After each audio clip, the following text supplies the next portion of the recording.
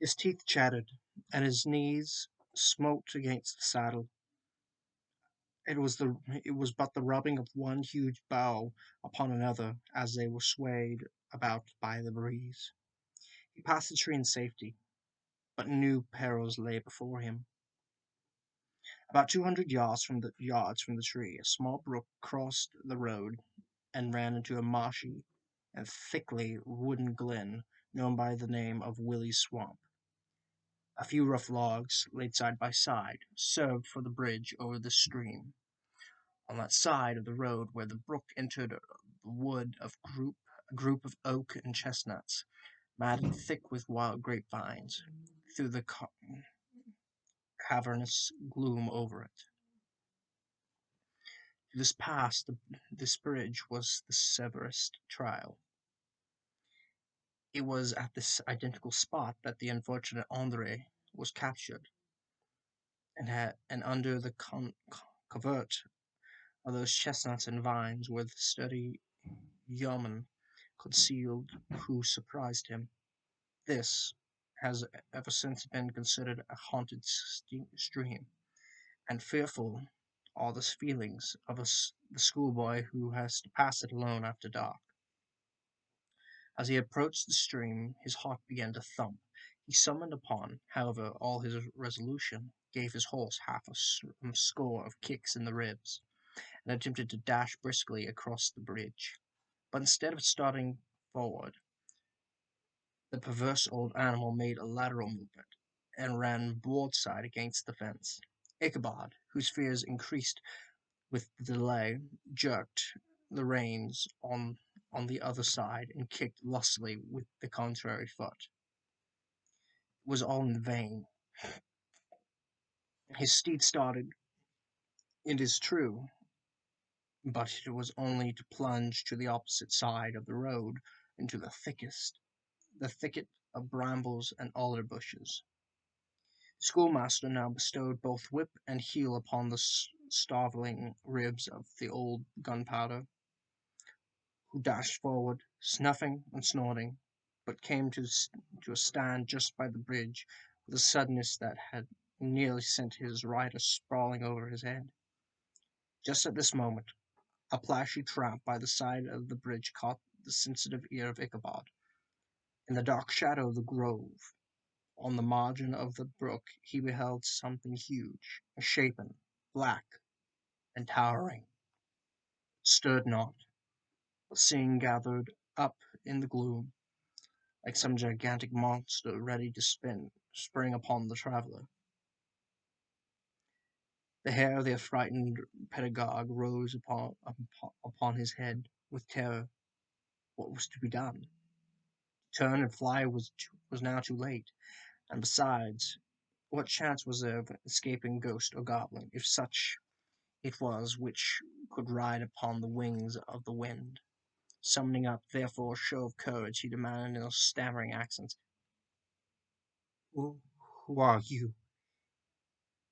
He received no reply. He repeated his demand in a still more agitated voice. Still there was no answer. Once more he cudgeled the sides of the inflexible gunpowder, and shutting his eyes, broke forth with involuntary fervor into a solemn tune. Just then the shadowy object of alarm put itself in motion, and with a scramble and a bound stood at once in the middle of the road. Though the night was dark and dismal, yet the form of the unknown might now in some degree be ascertained. He appeared to be a horseman of large dimensions, and mounted on a black horse of a powerful frame. He made no offer of molestation or sociability, kept aloof on one side of the road, jogging along on the blind side of old Gunpowder, who had now got over his fright and waywardness. Ichabod, who had no relish for the strange midnight companion, and bethought himself on the adventure of Brom Bones with the galloping Hessian, now quickened his steed in hopes of leaving him behind. Stranger, however, quickened his horse to an equal pace. Ichabod pulled up, and fell into a walk, thinking to lag behind. The other did the same. His heart began to sink within him. He endeavored to resume his solemn tune, but his parched tongue clove to the roof of his mouth, and he could not utter a stave. There was something in the moody, dodgy silence of the pernicious companion that was mysterious and appalling. It was soon fearfully accounted for. On mounting a rising ground, which brought the figure of his fellow traveller in relief against the sky, gigantic in height, and muffled in a cloak, Ichabod was horror-struck on perceiving that he was headless. But his horror was still more increased on observing that the head, which should have rested on his shoulders, was carried before him on the pommel of the saddle. His terror rose to desperation.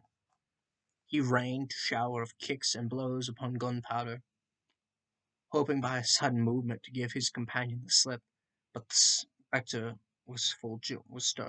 started full jump with him. Away then they dashed through thick and thin, stones flying and sparks flying at every bound.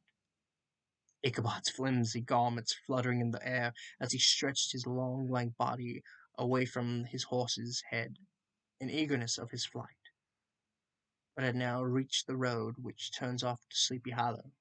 But Gunpowder, who seemed possessed with a demon, instead of keeping up it, made an opposite turn and plunged headlong downhill to the left. This road leads through a sandy hole shaded by trees for quarter of a mile, where it crosses the bridge famous in goblin story. Just beyond swells the green knoll on which stands the whitewashed church. As yet the panic of the steed bad given his unskilful rider an apparent advantage in the chase. But just as he had got half-way through the hollow, the girths of the saddle gave way, and he felt it slipping from under him. He seized it by the pommel and endeavoured to hold it firm, but in vain, and had just time to save himself by clasping old Gunpowder round the neck. The saddle fell to the earth, and he heard it trample underfoot by his pursuer. For a moment, the terror of Hans von Rippel's wrath passed across his mind, for it was his Sunday saddle. But this was no time for petty fears. The goblin was hard on his haunches, and, unskilful rider that he was, he had much ado to maintain his seat, sometimes slipping on one side, sometimes on another, and sometimes jolted on the high ridge of the horse's backbone with a violence that he verily feared would cleave him asunder. An opening in the trees now cheered him with the hopes that the church bridge was at hand. The wavering reflection of a silver star in the bosom of the brook tell him that he was not mistaken. He saw the walls of the church dimly glaring under the trees beyond. He recollected the place where Bones' ghostly competitor had disappeared. If I can but reach that bridge, thought Ichabod, I am safe. Just then he heard the black steed panting and blowing close behind him. He even fancied that he felt his hot breath. Another convulsive kick in the ribs, and old Gunpowder sprang upon the bridge. He thundered over the resounding planks. He gained the opposite speed. He gained the opposite side, and now Ichabod cast a look behind him to see if his pursuer should vanish, according to rule, in a flash of fire and brimstone. Just then he saw the goblin rising in his stirrups. and in a very act of hurling his head at him, Ichabod endeavored to dodge the horrible missile. Too late. It encountered his cranium with a tremendous crash. He was tumbled headlong into the dust, and gunpowder, the black steed, the goblin rider passed by like a whirlwind. The next morning the old horse was found, without his saddle, and with the bridle under his feet, soberly cropping the grass at his master's gate. Ichabod did not make his appearance at breakfast. Dinner hour came, but no Ichabod. The boys assembled at the schoolhouse, and strolled idly about the banks of the brook, but no schoolmaster. Hans Van Ripper now beginning to feel some uneasiness about the fate of poor Ichabod and his saddle, an inquiry was set on foot, and after diligent investigation they came upon his traces. In one part of the road leading to the church he was found the saddle trampled in the dirt, the tracks of horses' hoofs, deeply dented in the road, and evidently at furious speed, were traced to the bridge, beyond which, on the bank of a broad part of the brook, where the water ran deep and black, was found the hat of the unfortunate Ichabod, and close behind it a spattered pumpkin. The brook was stretched, but the body of the schoolmaster was not to be discovered. Hans Van Ripper, an, ex- an, an executor of his estate, examined the bundle which contained all his worldly effects. They consisted of they consisted of 2 shirts and a half, two socks for the neck, 2 stocks for the neck, a pair of 2 or worsened stockings, an old pair of corduroy small clothes, a rusty razor, a book of psalm tunes full of dog's ears, and a broken pitch pipe. As to the books and furniture of the schoolhouse, they belonged to the community. Excepting Cotton Mather's History of Witchcraft and a New England Almanac, and a book of dreams and fortune-telling, in which last was a sheet of foolscape much scribbled and blotted in several fruitless attempts to make a copy of verses in honor of the heiress of Van Tassel.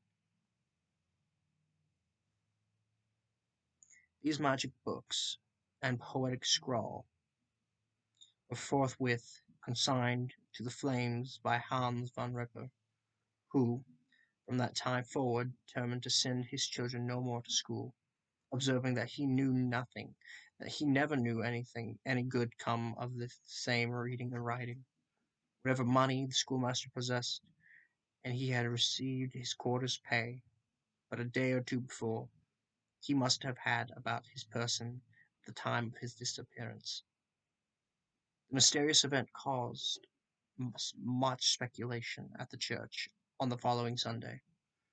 Knots of grazers and gossipers were collected in the churchyard, at the bridge, and at the spot where the hat and pumpkin had been found. The story of Bower, of Bones, and a whole budget of others were called to mind, and when they had diligently considered them all, and compared them with the symptoms of the present case, they shook their heads, and came to the conclusion that Ichabod had been carried off by the galloping Hessian, as he was a bachelor and in nobody's debt. Nobody troubled his head any more about him. The school was removed to a different quarter of the hollow, and another pedagogue reigned in his stead. It is true, an old farmer, who had been down to New York on a visit several years after, and from whom this account of the ghostly adventure was received, brought home the intelligence that Ichabod Crane was still alive, that he had left the neighborhood, partly through fear of the goblin and Hans von Ripper, partially in mortification at having been suddenly dismissed by the Harris, that he had changed his quarters to a distant part of the country, had kept school and studied law at the same time, and had been admitted to the bar, turned politician, electioneered, written for the papers, and finally had been made a justice of the 10-pound court. Brom Bones, too, who shortly after his rival's disappearance conducted the blooming Katrina in triumph to the altar, was observed to look exceedingly knowing whenever the story of Ichabod was related, and always burst into a hearty laughter at the mention of the pumpkin, which led some to suspect that he knew more about the matter than he chose to tell. The old country wives, however, who are the best judges of these matters, maintain to this day, that Ichabod was spirited away by the supernatural means, and is a favorite story often told about the neighborhood round the intervening fire. The bridge became more than ever an object in superstitious awe, and that may be the reason why the road has been altered of later years, so as to approach the church by the border of the mill pond. The schoolhouse, being deserted, fell soon to decay, and was reported to be haunted by the ghost of the unfortunate pedagogue, and the ploughboy, loitering homeward in still summer evening, has often fancied his voice at distance, chanting a melancholy psalm tune among the tranquil solitudes of Sleepy Hollow.